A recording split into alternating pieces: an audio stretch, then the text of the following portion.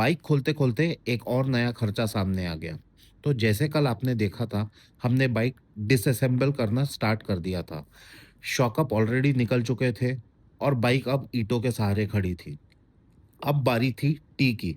सबसे पहले handle bar निकाला, फिर मीटर असेंबली खोली और उसके बाद ऊपर का क्लैंप भी निकाल दिया। अब असली स्ट्रगल स्टार्ट हुआ।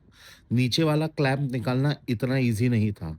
वायर्स, हेडलाइट, हैंडल सब लटक रहे थे। पूरा मेस था। बट थोड़ी मेहनत के बाद फाइनली वो भी निकल गया।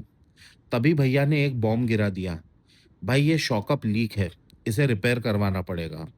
ये सुन के थोड़ा बुरा तो लगा, एक और खर्चा, बट चलो, बिल्ड में ये सब चलता है। इतना बड़ा इशू भी नहीं था।